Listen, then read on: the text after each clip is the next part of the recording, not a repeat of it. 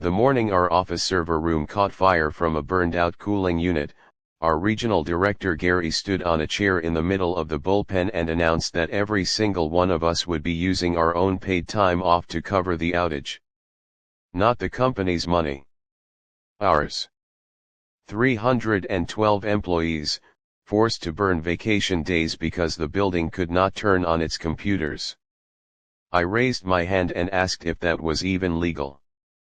Gary smiled the way he always smiled right before he ruined someone's week and said, "Read the handbook, it is all in there, section 4, I checked with legal already."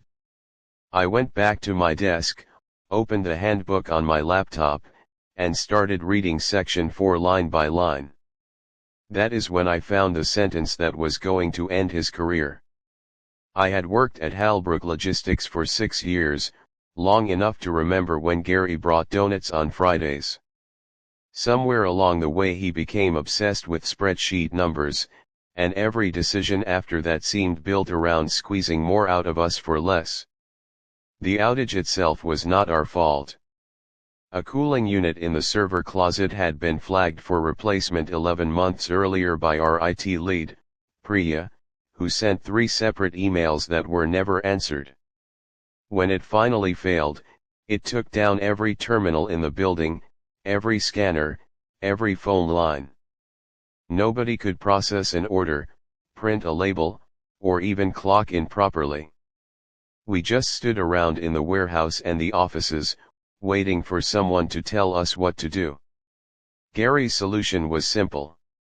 Instead of paying us for a day we could not work through no fault of ours, he decided everyone would dip into their PTO bank.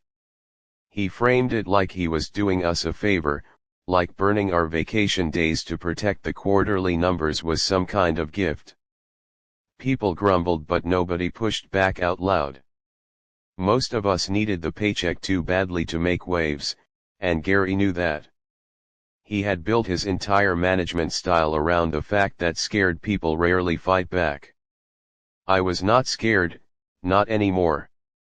I had spent the last 2 years quietly reading every policy document Handbook ever published, not because I planned some grand revenge, but because I liked understanding exactly where I stood.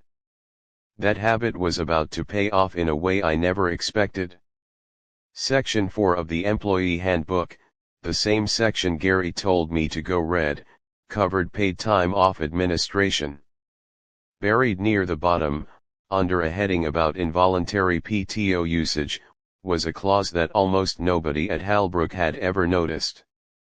It stated that whenever a manager mandated the use of employee PTO for a reason outside the employee's control, including facility closures, equipment failures, or operational shutdowns, the manager was required to file a Form 14 involuntary leave disclosure with Corporate Human Resources within 48 hours. The form existed so HR could track patterns of managers forcing PTO usage to cover for their own budget shortfalls or operational failures, a practice the company had apparently dealt with before and quietly written a rule against.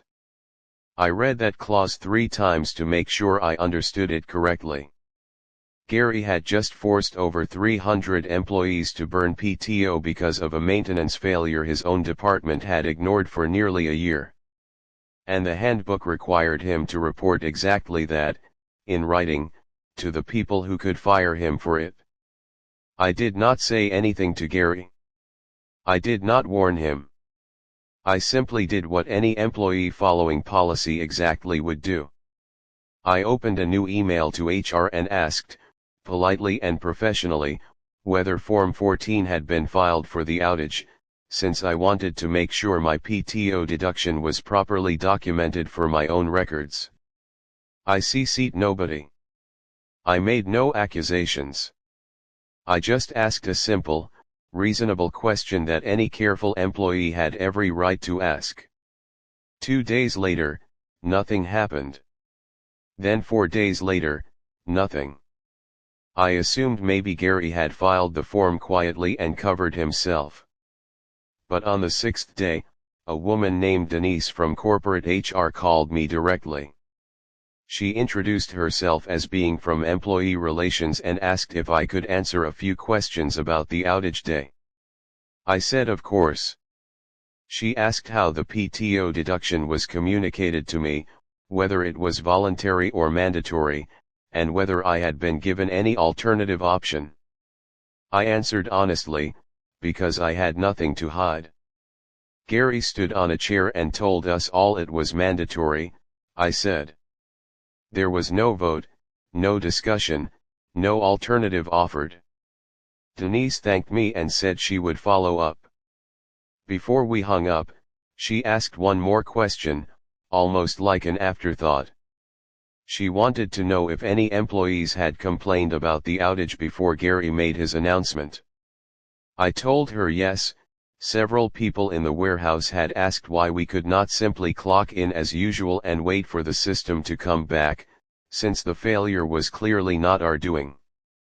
She went quiet for a moment, then thanked me again and said someone from her team might reach out to a few other employees as well. I went back to my desk and kept working, feeling strangely calm. I was not trying to get anyone fired. I was just answering questions about my own paycheck. What I found out later, through the office grapevine and a few nervous glances from people in management, was that I was not the only one who had asked about Form 14.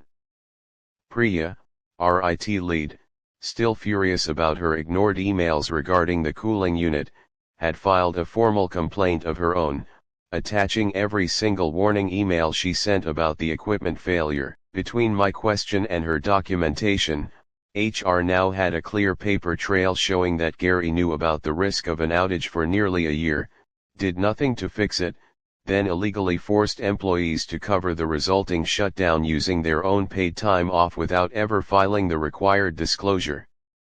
3 weeks after the outage, Gary was called into a meeting with corporate that lasted almost 4 hours.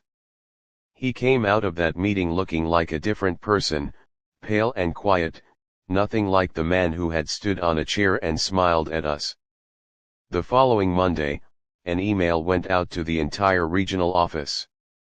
It stated that due to a review of PTO administration practices, all employees who had PTO deducted during the outage would have that time fully restored to their accounts, effective immediately.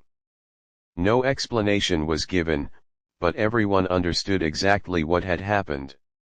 Gary was not fired immediately. Companies rarely move that fast with someone who had been in management for years. But something shifted after that. He stopped making unilateral decisions without running them through corporate first. He stopped standing on chairs. He started copying HR on every single memo he sent, terrified of what might happen if he did not.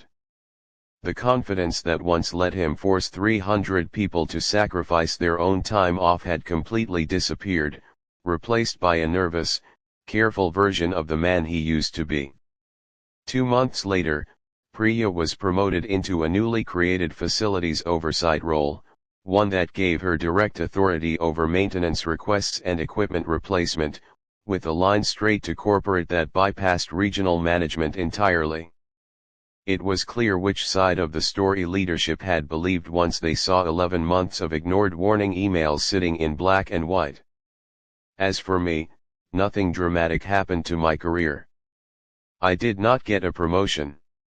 I did not get a bonus. What I got was better than either of those things. I got my 3 PTO days back, fully restored, exactly as promised. And I got to watch Gary walk past my desk every single day after that, unable to look me directly in the eye, knowing that all I had done was ask one polite question about a form that already existed in the handbook he told me to read.